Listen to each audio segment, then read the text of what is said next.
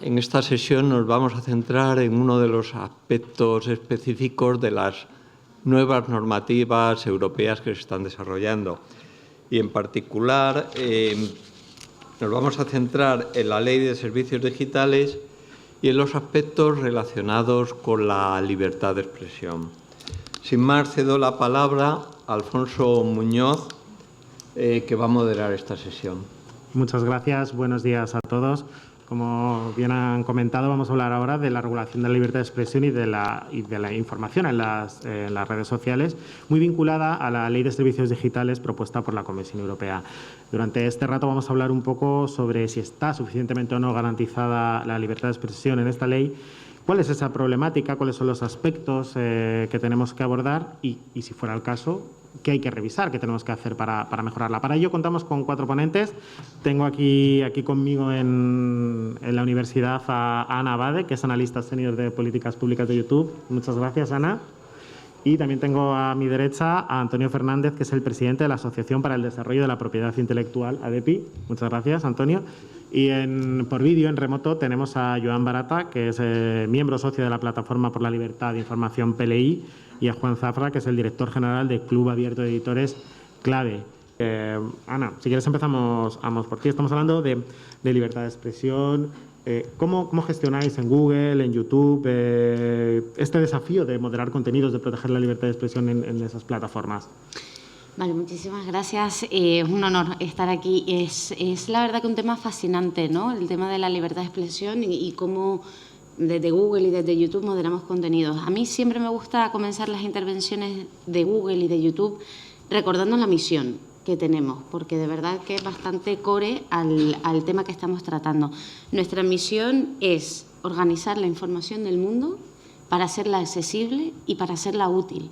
Con lo cual, es muy importante que desde Google y desde YouTube ayudemos a nuestros usuarios a conectar, a hacer que los usuarios conecten con esa información relevante y, sobre todo, con esa información de alta calidad, porque no nos vale que entren al buscador o que entren a YouTube y encuentren cualquier cosa, sino que encuentren aquello que están buscando y que de verdad lo que encuentren sea aquello que les está dando las respuestas que ellos están buscando. Entonces, para eso nosotros tenemos el approach de las 4 R's que llamamos en inglés, pero que en español es retirar aquella información que sea ilegal o aquella información que no esté cumpliendo nuestras políticas de contenidos, elevar la información de calidad. O sea, por ejemplo, estamos en situación de pandemia, hay un comunicado del Ministerio de Sanidad con respecto al coronavirus, pues intentamos elevar esa comunicación porque es la fuente oficial.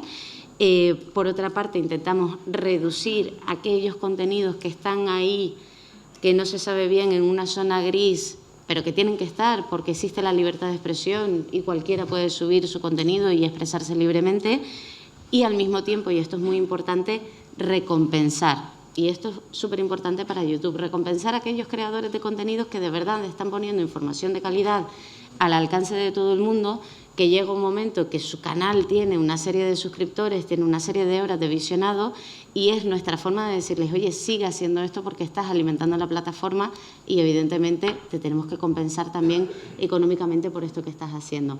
Así que, en base a estas 4 R's, nosotros intentamos que todo el contenido que esté en YouTube sea útil. Y yo siempre digo, mira, YouTube es como un jardín. Entonces, tú puedes entrar a un jardín y que esté plagado de hierbas, de árboles, etcétera, pero que esas hojas estén grandes, que te impiden ver el jardín, que haga que el paseo no sea agradable, o ese jardín puede estar cuidado, puede estar podado. Puede haber un jardinero que arranque las malas hierbas y puede haber otros, pues eso, pues que reduzca las hojas que están creciendo y que están impidiendo el camino, ¿no?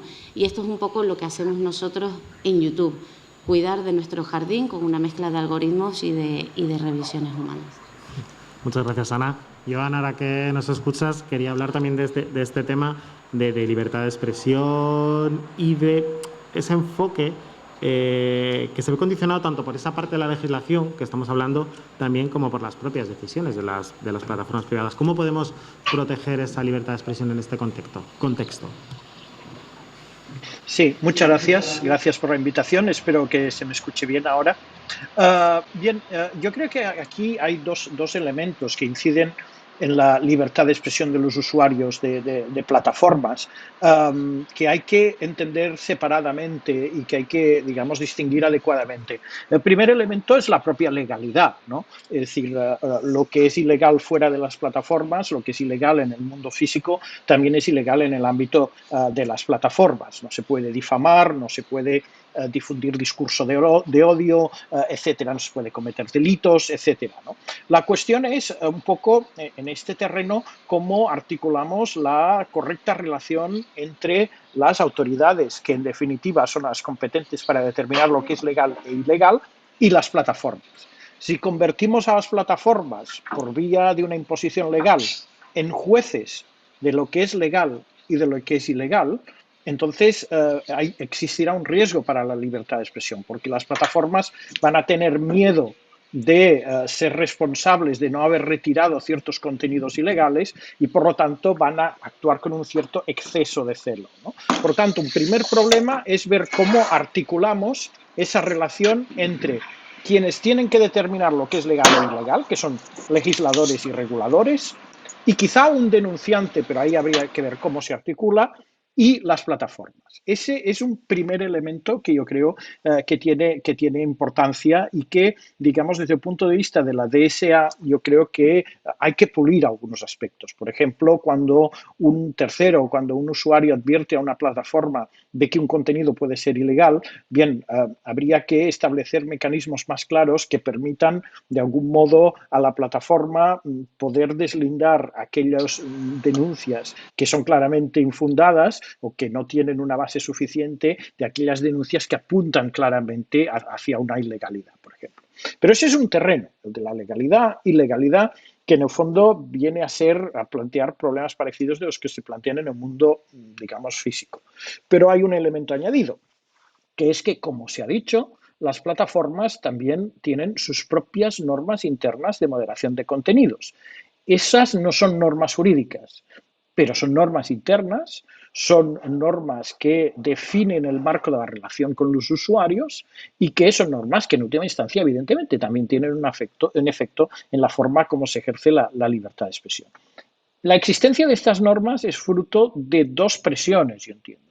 Una es la propia presión de los gobiernos y los legisladores, que siguen diciendo que las plataformas tienen que hacer más. Y tienen que hacer más para eliminar contenidos no solo ilegales, a menudo se dice, sino incluso contenidos nocivos que estarían protegidos por la libertad de expresión. Y así, digamos, hemos escuchado legítimamente, creo yo, en los tiempos de la pandemia, a los políticos diciendo hay que eliminar de las plataformas o hay que reducir el impacto del discurso antivacunas. Bueno, el discurso antivacunas estaremos de acuerdo con él, nos parecerá nocivo, pero de entrada, en cuanto tal, no es un discurso ilegal, ¿no? Pero estamos pidiendo a las plataformas que, en uso de sus poderes de moderación de contenidos, hagan algo al respecto, ¿no? Por lo tanto, estamos aquí en un contexto en el que los propios gobiernos, legisladores, reguladores, les piden a las plataformas que vayan más allá de lo que es ilegal e intenten evitar contenidos que son nocivos en el marco de nuestra sociedad. Es evidente que si empezamos a imponer este tipo de desiderátums en forma de obligaciones legales, el riesgo que eso plantea para la libertad de expresión es claro, porque estamos poniendo una presión para que se elimine contenido que no es ilegal, pero que en un momento dado un cierto gobierno, un cierto regulador puede decir es nocivo.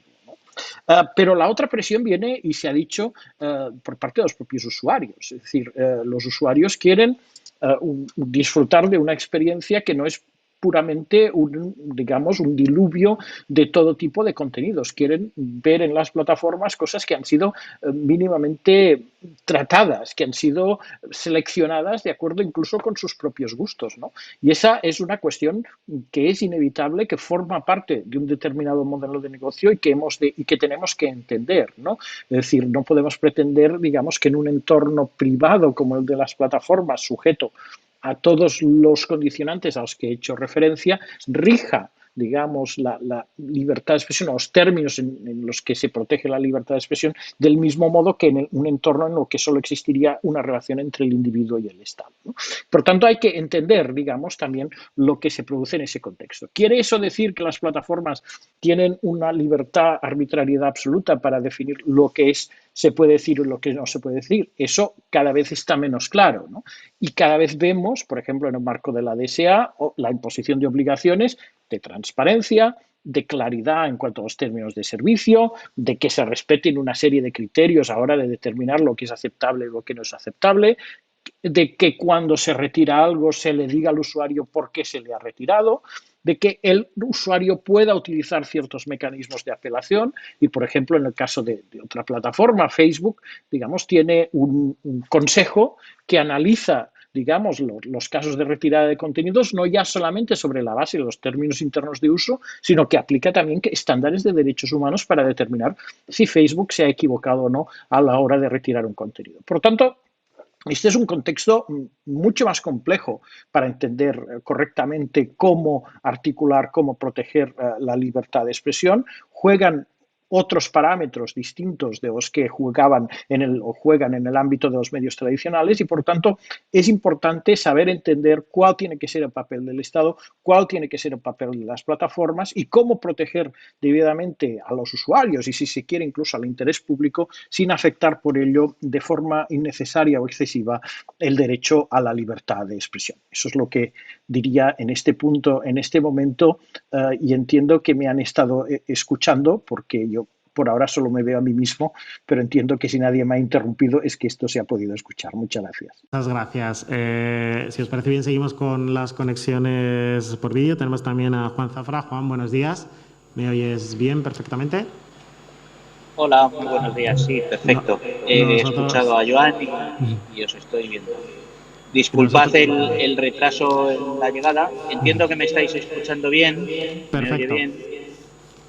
Pues nada, perdonad el retraso, era una cuestión de los enlaces. La tecnología nos ha jugado una pequeña mala pasada. Pues bueno, en primer lugar, pues muy en coincidencia con Joan, que es experto en esto y además lo hace también desde un enfoque muy mediático, diría yo, ¿no?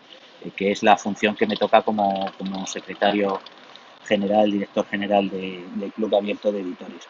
La DSA dota de transparencia al sistema, a la realidad digital que tenemos en construcción y desde ese punto de vista es enormemente positivo.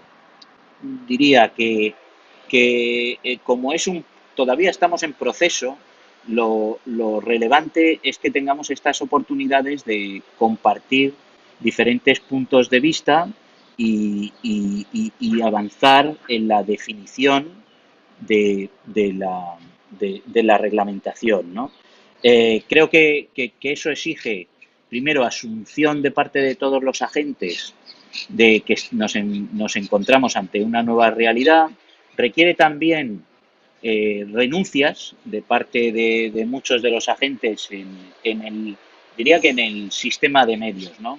Y eso nos llevaría a un paso atrás, ¿no? Que es casi la definición de los medios, ¿no? Y creo que también se ha mencionado en la intervención anterior, ¿no? Incluso eso, de la definición de la propia libertad de expresión, pero para eso ya hay muchos fundamentos jurídicos y entonces no entraría ahí. Yo diría sencillamente que la DSA sienta las bases para dar una mayor transparencia al sistema, para introducir a nuevos agentes en el sistema, que de hecho ya están operando, pero que tienen que ajustarse a un nuevo sistema legal, que tiene también sus fundamentos ya en algo tan determinante como es la libertad de expresión y la libertad de información, y que lo que necesitamos es, como decía, primero una participación de todos los agentes involucrados, de los más tradicionales medios de comunicación, en este caso refiriéndome a obviamente los reguladores, a las plataformas digitales y también a los usuarios, que ese diálogo tiene que tiene que asumirse desde la necesidad de renuncias, modificaciones, renuncias a priorismos, y que también ese diálogo tiene que hacerse con absoluta transparencia para que seamos plenamente conscientes de lo que está defendiendo cada uno. Tengo la impresión de que cuando la Unión Europea lanza algunas iniciativas y después se intentan trasladar a las legislaciones nacionales, empezamos a encontrar barreras. Y yo la primera cuestión que plantearía es, si el debate se lleva a nivel europeo, traslademos nuestras inquietudes a través de los canales oportunos para que esas disposiciones se tramiten desde Europa. En el caso de la DSA no va a ocurrir como legislaciones anteriores, y eso creo que también es una ventaja. Es decir, cuando se apruebe definitivamente en el Parlamento Europeo, se harán directamente la transposición a las legislaciones nacionales. El punto más inquietante, que también lo ha mencionado anteriormente Joan, es quizá la definición de contenidos ilícitos, ¿no? Y en ese sentido creo que lo que conocemos ahora, la DSA, lo deja quizá demasiado abierto. Quizá convendría que desde Europa también se cerrara un poquito más la definición de lo que son contenidos ilícitos, que sin embargo en las legislaciones nacionales creo que está bastante definido.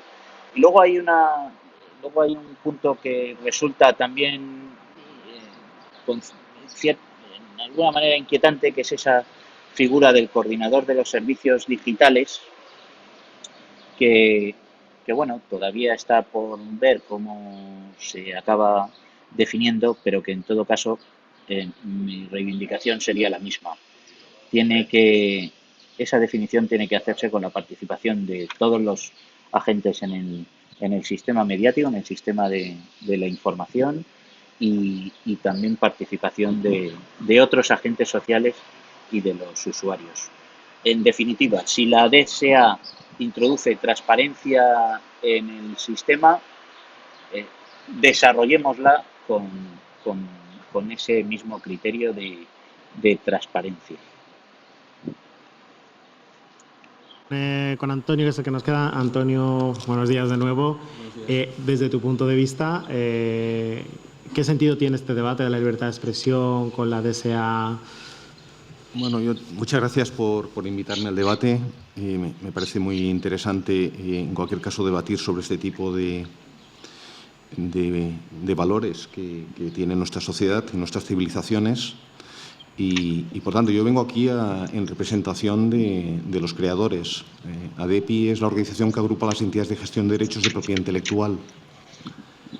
Por tanto, representamos a 125.000 creadores y 7.500 empresas, y, por tanto, nos afecta desde un punto de vista de los activos que son explotados a través de las plataformas. Por tanto, yo, en principio, estoy absolutamente de acuerdo con todo lo que he escuchado hasta ahora. O sea, la libertad de expresión es un valor que hay que preservar, hay que defender, y la regulación tiene que estar también para asegurar que esto se produce. Pero, en mi opinión, no tanto en el debate de hoy, pero sí en las últimas semanas, sobre todo tras la aprobación de la transposición de la Directiva de Derechos de Autor en el Mercado Único Digital, que se aprobó hace escasamente 15 días, en las últimas 2 semanas, lo que he leído escrito, pero también antes, durante el debate de la directiva, precisamente de derechos de autor, y anteriormente en Estados Unidos, en el debate de la ley SOPA y todo esto, se genera un debate que, en mi opinión, es un debate equivocado o desviado. La libertad de expresión, yo he leído recientemente ahora y tal, que hay riesgo de que la transposición de la directiva o la propia DSA, con la regulación que va a conjugar, va a ser sincronizada con la transposición de la directiva, como puede ser de otra manera, porque entra en contenidos muy similares, iba a representar una censura previa. Esto lo he leído recientemente. A mí me parece esto algo increíble, ¿no? Porque censura previa, ¿no? ¿Por qué? Si precisamente lo que contempla el artículo 17 de la directiva y de alguna manera la DSA lo va a poder consolidar es precisamente que todo aquello que esté licenciado y sea legal, pues lógicamente puede ser utilizado por los usuarios, pero tiene que estar previamente licenciado. Es que el uso de contenidos que pertenecen a terceros dentro de una actividad económica, como es, por ejemplo, en este caso, YouTube, pues tiene que compartir los recursos económicos que genera esta actividad económica. Lo que no puede ser es lo que ha pasado durante muchos años hasta hoy, que los contenidos circulaban por la plataforma sin ningún tipo de control y, sobre todo, donde la actividad económica que generaba esta explotación de contenidos solo retribuía a las partes de la R que mencionaba antes Ana, ¿no? A los que subían el contenido y, por tanto, tenían clics, y a la plataforma, que es el que ponía a disposición de los usuarios. Pero el contenido que circulaba allí, musical, audiovisual, literario, pictórico y todo esto, aquello estaba absolutamente descontrolado. Y debíamos recurrir a acuerdos con YouTube, que la mayor parte de las organizaciones tuvimos en su momento, acuerdos privados para intentar generar algún tipo de acuerdo que, si no había una licencia previa, se tuviera que bajar el contenido. Esto es lo que se está debatiendo, es un debate que es recurrente, continuamente. O sea, no estamos hablando de libertad de expresión, estamos hablando de si toda la actividad económica que genera el modelo de negocio, que dicho sea paso, es un magnífico modelo de negocio, que yo felicito, por supuesto, a las plataformas que lo ponen en marcha, porque son muy útiles, pero tiene que tener una distribución adecuada en todos los que actúan o participan en esta cadena de valor. Y yo creo que la directiva, en su artículo 17, lo contempló, y la DSA pretende acabar de redondear aquellas cosas que se apartaron. Por tanto, sin entrar en precisamente lo que ha comentado Joan, que estoy absolutamente de acuerdo con lo que ha dicho en relación a la libertad de expresión como valor, yo creo que el debate se está pervirtiendo, metiendo precisamente aspectos que no tienen nada que ver con la libertad de expresión. Porque desde la historia de los tiempos, los mayores defensores de la libertad de expresión son los creadores. Hoy los creadores, la nueva generación de creadores son youtubers y otro tipo de disciplinas, pero los creadores, entendidos como tradicionales, fueron los grandes defensores de la libertad de expresión desde la historia de los tiempos. Por tanto, absolutamente a favor. Pero no confundamos el debate. Estamos hablando, el artículo 17 y la DSA está hablando de transparencia, como mencionaba Juan, regulación, buenas prácticas y distribución de la cadena de valor. Y eso es lo que tenemos que preservar. Muchas gracias, Antonio. Joan, quería retomar contigo este tema de la DSA. Hemos hablado antes de cómo proteger. ¿Cómo ves en el caso concreto la DSA y sus enmiendas que pueden contribuir a mejorar esa libertad de expresión? ¿Y cómo podemos mejorar la propuesta que hay de DSA ahora mismo? Sí, muchas gracias. Yo creo que la DSA, de entrada, tiene que ser vista como un esfuerzo muy interesante de hacer una ley a nivel europeo con un grado elevado de sofisticación y adaptación a la realidad tecnológica que tenemos. Y yo creo que en estos momentos Europa, digamos, el debate europeo sobre la DSA es el debate con un mayor grado de elaboración y con un mayor grado de, como he dicho, de sofisticación técnica, comparado, por ejemplo, con Estados Unidos, donde las discusiones sobre la reforma de la sección 230, que es el equivalente un poco de la Directiva de Comercio Electrónico, quizás están más politizadas, ¿no? Por tanto, en ese sentido, Yo creo que es una norma muy desarrollada, muy completa, que tiene muchos principios interesantes y muy novedosos en ese terreno, pensando sobre todo en la protección del usuario e incluso en materias relacionadas con la libertad de expresión. Es cierto, sin embargo, también que hay algunas cuestiones que yo creo que son preocupantes y que tendrían que ser pulidas, creo yo, en el marco del proceso de elaboración, de discusión de la norma por parte de las distintas instituciones, y que creo también que las enmiendas que se han ido, el aluvión de enmiendas que se ha ido presentando en los distintos comisiones del Parlamento Europeo no mejoran, más bien al contrario, la DSA, ¿no? Aspectos que yo creo que son particularmente preocupantes. Se ha mencionado ya la definición o la forma como se definen los contenidos ilícitos o ilegales, ¿no? Aquí es cierto que tiene que haber una necesaria delegación en la legislación sectorial y sobre todo la legislación de los Estados miembros, pero también es cierto que habría que establecer ciertos límites, ¿no? Es decir, ¿es actividad ilegal colgar un vídeo en YouTube donde aparece alguien fumando marihuana? Bueno, es decir, mostrar eso no es ilegal en cuanto tal, pero la actividad sí que lo es, ¿no? Pueden generarse grandes dudas interpretativas en ese sentido si se mantiene la definición amplia tal como está contenida. ¿Hace falta que un juez diga que algo es ilegal? Tiene que hacerlo la plataforma, tiene que determinarlo siempre y en todo caso la plataforma, no está claro en ese sentido, ¿no? Por lo tanto, aquí hay un problema de propia definición del concepto de ilegalidad. Después, es interesante ver que en algunos casos la forma como se articula la posibilidad de que una autoridad incluso nacional, imponga una plataforma retirada de un contenido, eso puede tener no ya un impacto en el conjunto de la Unión Europea, sino que incluso puede tener un impacto extraterritorial, ¿no? Es decir, puede ser que una autoridad europea acabe limitando la difusión de un determinado contenido a nivel global, ¿no?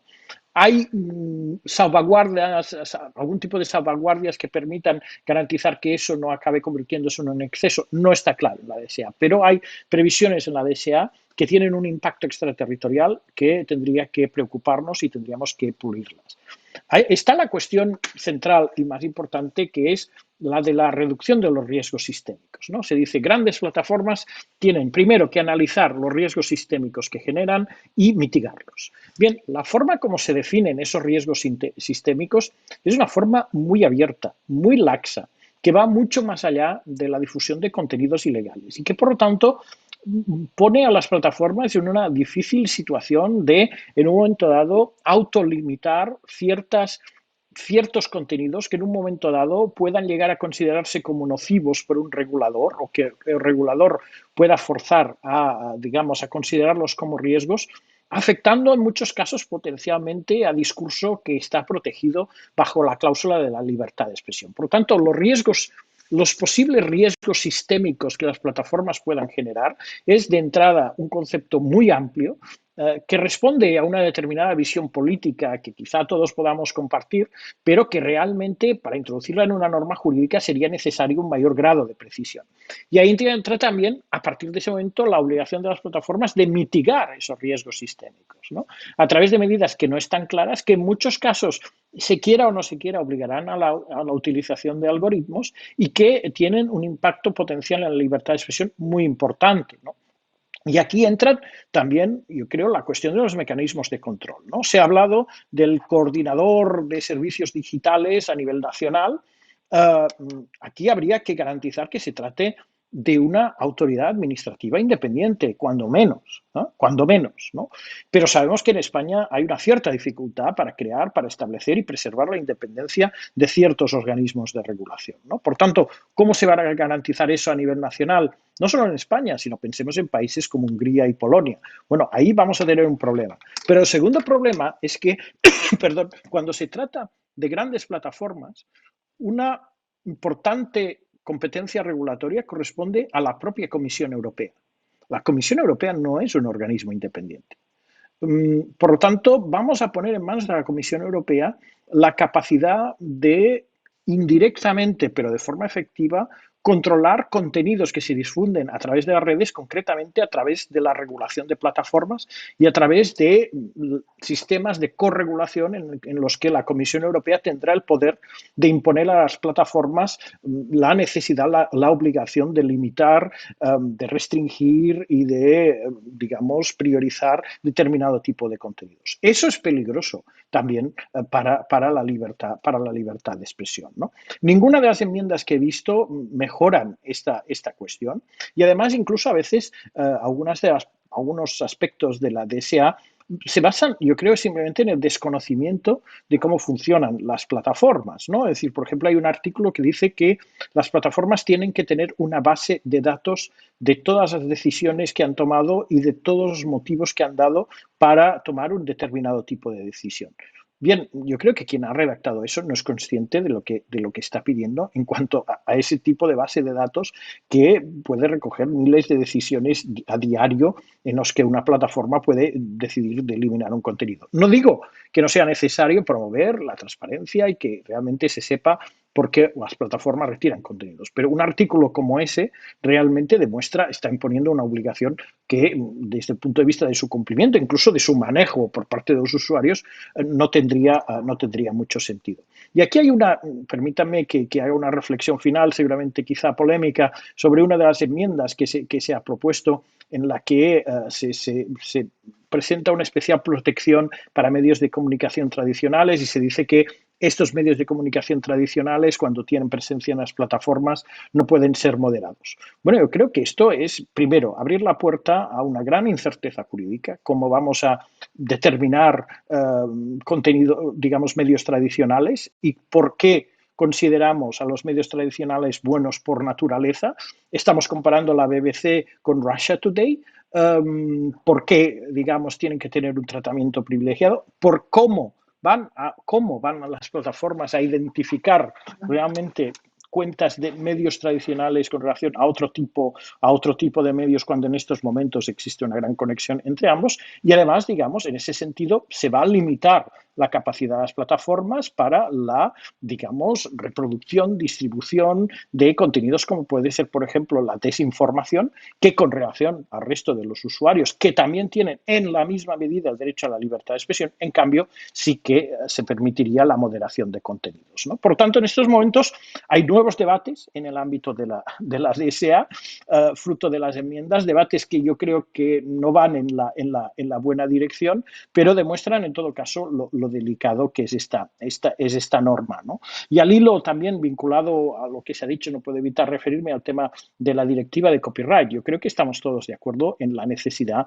de limitar al máximo las vulneraciones al derecho a la propiedad intelectual, pero lo que no se puede hacer es, primero, responsabilizar completamente a las plataformas a la hora de determinar cuándo se produce una violación y cuándo no, porque eso es privatizar una decisión que tiene que ser tomada a otro nivel, y el otro, empujar a las plataformas a utilizar sistemas algorítmicos de detección ex ante de posibles incumplimientos, sistemas algorítmicos que seguro cometerán errores porque no están preparados tecnológicamente para discernir a veces determinadas excepciones, usos legítimos que entran dentro de la libertad de expresión. Por tanto, no es tanto una cuestión de cuestionamiento de principio, pero sí de cuestionamiento de los mecanismos legislativos que son utilizados, por otra parte, en una transposición como es la española, en la que se transpone mal la directiva, se cuelan cosas que no es correcto colarlas porque realmente no están de acuerdo con la directiva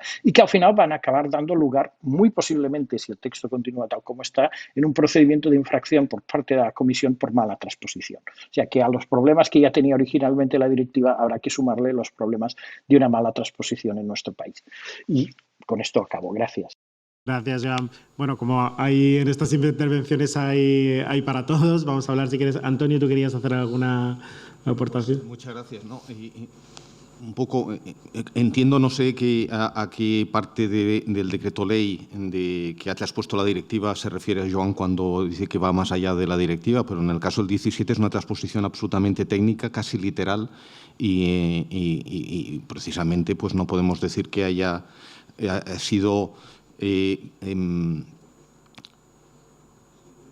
inventada o se haya excedido el legislador español en relación a la directiva, concretamente el artículo 17. Es que el debate es muy repetitivo en relación a algo que ya escuché hace muchos años, que Internet se acaba, que no podemos poner barreras al campo, que la libertad en Internet desaparece. Es que lo hemos escuchado hace 10 y 12 y 15 años.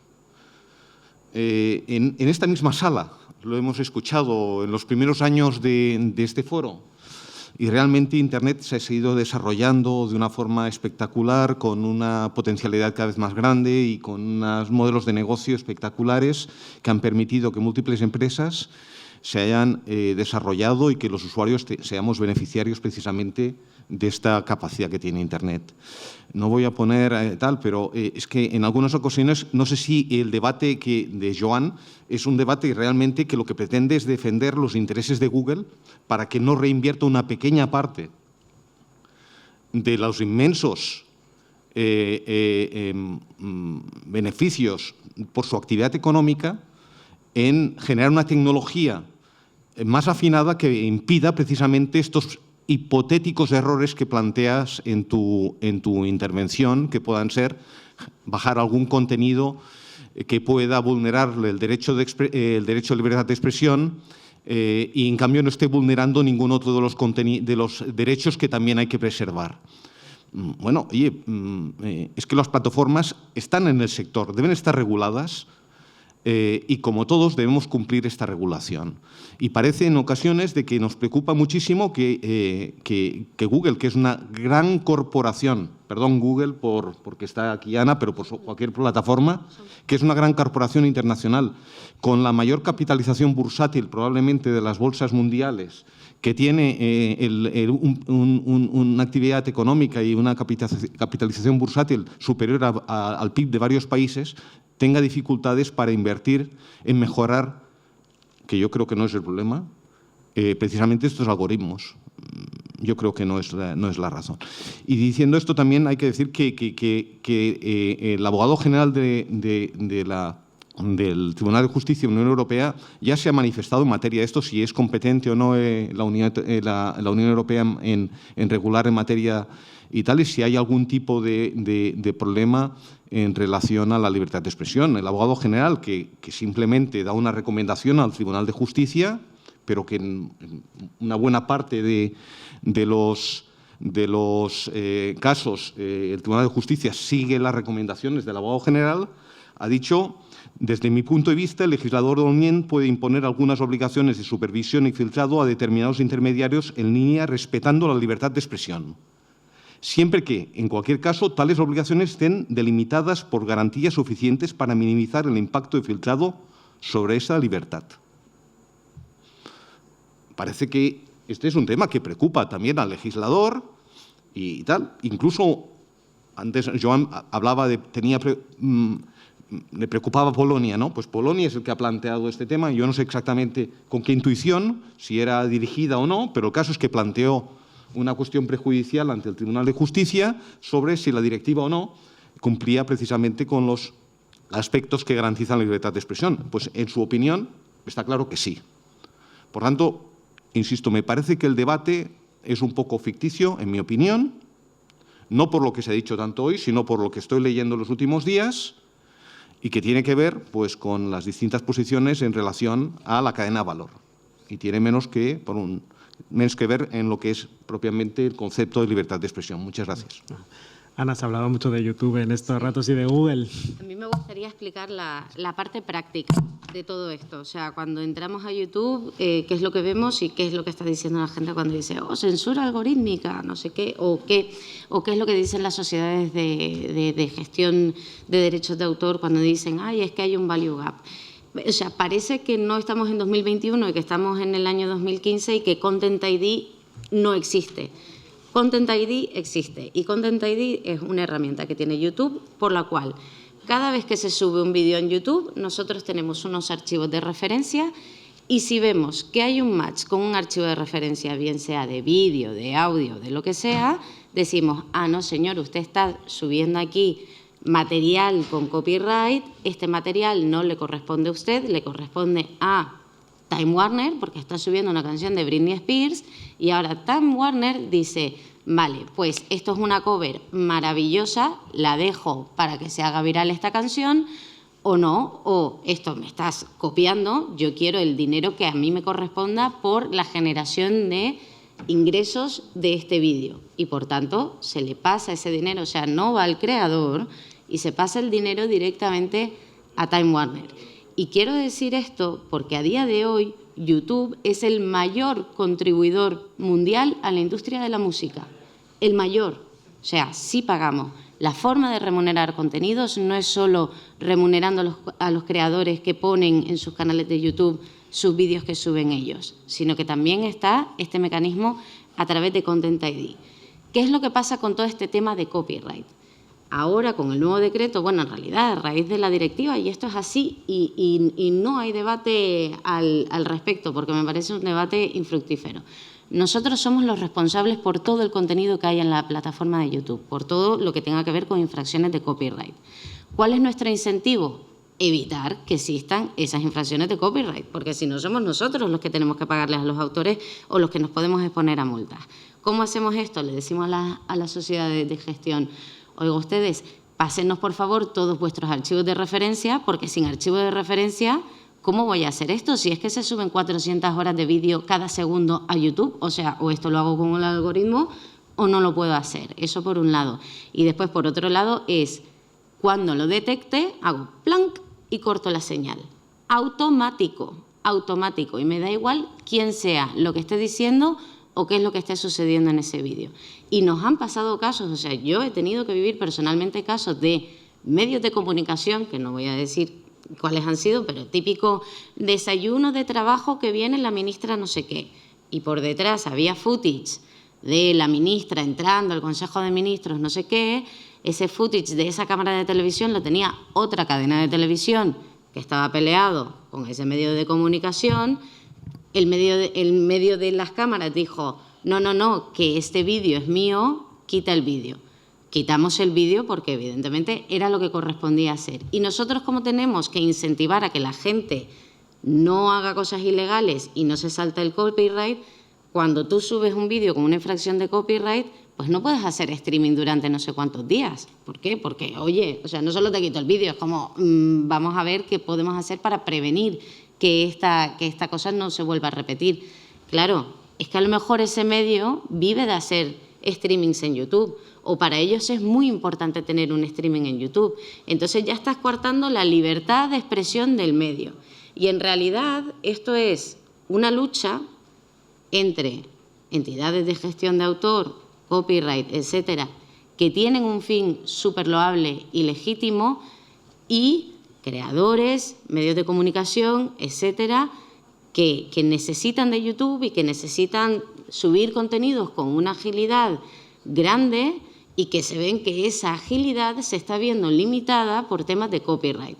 Y temas de copyright, y en el futuro pues también será pues todos los temas de ilegalidad y tal. Pero el tema de copyright, claro, o sea, es que nadie entra en un debate de, es que me quitaron el vídeo porque tenía algo ilegal. Claro, con los temas de copyright, como son intereses económicos en el fondo, pues ahí entran las típicas rencillas. Entonces, nosotros lo que decimos en todo este debate es, por favor, que la DSA se circunscriba únicamente a contenido ilegal. El contenido de copyright va por otra parte, ya está superado. Tenemos que llegar a más acuerdos con más entidades de gestión para que la tool del Content ID siga perfeccionándose y siga mejorándose. Y lo que entre en la zona gris, por ejemplo, la desinformación, o qué hacemos con los discursos que no son ilegales de odio, pero que son discursos, pues yo qué sé, machistas, homófobos, tal. A nadie le gusta ver un contenido machista, pero es que no es ilegal ser machista. Entonces, ¿qué hacemos con todo este contenido? Bien, pues tenemos que tener un diálogo regulatorio con el Gobierno. Y no podemos permitir tampoco que sean los gobiernos los únicos quienes dicten lo que sí o lo que no. Porque es lo que estaba diciendo Joan, es que después te viene Polonia diciendo, no, es que no me gustan los homosexuales y quito todo el contenido donde se fomente la homosexualidad. Oiga, mira, Polonia, usted no puede decir eso. O sea, también está la libertad de las plataformas con el contenido que nosotros queremos tener dentro, ¿no? Entonces, es una cuestión sumamente compleja. Y yo creo que el debate tiene que ponerse en positivo y dejar de tirarnos los trastos unos a los otros, porque al final es cómo hacemos que Internet siga siendo un lugar donde se innove, que siga siendo ágil y que siga siendo guay y fresco, sin pues eso, todo ese control, toda esa burocracia, que por otra parte también es necesario, porque esto no puede ni debe ser el salvaje oeste. Muchas gracias, Ana. Juan, los medios de comunicación, se ha mencionado, los medios de comunicación tradicionales tienen que tener esa distinción, los medios respecto a YouTube, ¿cómo lo veis vosotros? Bien, bueno, pues primero tengo que hacer mención a la asociación a la que estoy representando, que es Club Abierto de Editores, que somos la mayor asociación por número de empresas adscritas y cabeceras representadas. Y aglutinamos a los grandes medios nativos digitales y a una innumerable cantidad de cabeceras de revistas profesionales y sectoriales. Hace un par de meses, Iñaki Gabilondo, en nuestra entrega de premios anuales, hizo una declaración bien bonita, una descripción de lo que era clave. Y dijo que en un país en el que estábamos acostumbrados a aplicar solo una de las 4 reglas básicas, la de dividir, clave representaba sumar. Y nos decía esto precisamente porque hemos sido capaces de aglutinar los intereses de una parte del sistema mediático tradicional en papel, pero que al ser revistas sectoriales y profesionales podrían estar consideradas de segunda categoría, por según qué otros ámbitos del sistema mediático, ¿no? Y porque además a esos medios tradicionales en papel habíamos sumado los nativos digitales. Por tanto, estoy totalmente de acuerdo con Joan de que cuando se habla de medios tradicionales, pues ahí entraríamos necesariamente a definir qué son medios tradicionales. Y yo cuando hablaba de renuncias, precisamente me estaba refiriendo en parte a hecho, ¿no? Y vinculándolo con la referencia al copyright, creo que la transposición de la Directiva de Derechos de Autor a la legislación española, conforme se ha aprobado en el Consejo de Ministros, tiene mucho de esto, tiene mucho de consenso y de renuncia. Creo que, salvo matices y desde el punto de vista de clave, y aquí sí me atrevería a decir que del conjunto de los medios se ha conseguido un consenso generalizado que ha implicado también renuncias. No querría alargarme con esto porque no es lo que nos ha convocado, pero acordaos aquello que se conoció como Canon AEDE y dónde hemos llegado después de unos años y de intensos debates dirigidos desde Europa, hemos llegado a esta transposición de los derechos de autor, que en primer lugar protege el derecho de los autores y después establece un marco de relación de los autores con los editores y de los editores con las plataformas digitales. Por tanto, yo diría que ahí hemos dado un paso importante y que debería marcarnos la dirección para que cuando evolucionamos la legislación en esta nueva realidad digital no lo hagamos de manera fragmentada, sino que seamos capaces de elevar la visión y veamos todas las consecuencias que puede tener. Se ha hablado ya de la complejidad de la DSA. Es no solo una complejidad técnica, sino que es que está realmente dando un paso muy importante en la ordenación de una nueva realidad. En el sistema mediático, como decía antes, han entrado nuevos agentes, pero es también muy importante que hay agentes que ya estaban y que han adquirido nuevas capacidades para competir en igualdad de condiciones de quienes consideraban que ocupaban posiciones de dominio y que de hecho en muchos ámbitos todavía están ocupando posiciones de dominio. Y por eso yo hacía también referencia a la transparencia y las renuncias. Ana mencionaba ahora la cuestión del contenido ilegal, ¿no? Yo me referí también al principio, ¿no? Lo preocupante es quién lo determina y lo que dice la DSA es que ahí las legislaciones nacionales lo dejan bien claro. Cuando se va a regular desde Europa, yo también decía que quizá desde Europa, para evitar estas situaciones como las que mencionabais del caso de Polonia, donde por cierto se va a celebrar el IGF Global este año, pues quizá Europa debería dar un paso más también. Es una reivindicación que me ha parecido también escuchar en algún otro aspecto de la DSA, puesto que se va directamente a aplicar una vez que se apruebe a todas las legislaciones nacionales, pues sería deseable que se intensificara, que se concretara algunos aspectos más de la DSA. Yo he mencionado antes, creo que hay cuestiones además que quizás resulta más inquietante la forma que el fondo. Y coincido, ha habido también, no sé si era Joan, quien mencionaba lo que yo mencioné antes de la autoridad independiente. Bueno, a la hora de determinar si se están incumpliendo si se está incumpliendo la legalidad, al final serían los jueces. Lo que necesitamos es que los jueces estén tan actualizados como el resto del sistema mediático y diría que de la sociedad. Y tengo la impresión de que lo que nos está ocurriendo es que cada vez que se intenta regular algún aspecto de la sociedad digital, vamos a la creación de organismos y de figuras intermedias que intentan poner parches a las carencias de la judicatura que ya tenemos perfectamente definida. Y en todo caso, no es que la posición sea en contra de esa autoridad nacional independiente que ponga orden en base a una especialización en lo que son los servicios digitales. No. La cuestión es que el reglamento, la definición, la elección de esas figuras, esas autoridades nacionales, tiene que ser muy transparente e insisto, con la participación de todos los agentes del sector y con todas las posiciones encima de la mesa.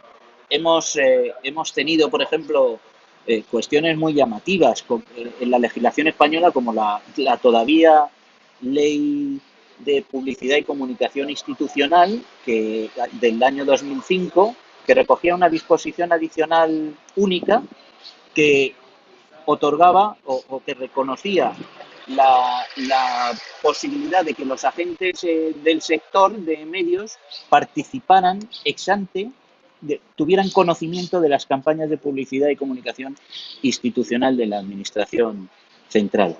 Bueno, pues esa disposición adicional única que reconocía esa capacidad de participar y, por tanto, dar transparencia al sistema en este ámbito concreto de la publicidad, pues desapareció en un Real Decreto Ómnibus del año 2014, pues sin que prácticamente nadie en el sector nos enteráramos, ¿no? Por tanto, insistir en la cuestión de la transparencia y casi introduciría un nuevo concepto que es la responsabilidad, que de alguna manera creo que también ha salido encima de la mesa. Y por cierto, introduzco un elemento más, que es la figura de los verificadores. También esto es importante y creo que es necesario ahí también dar un paso más en la definición de los verificadores que reconoce la DSA, y que esos verificadores tendrían que estar mucho más definidos. Creo que deberían articularse en su funcionamiento procedimientos también que les dotaran de mayor transparencia e independencia.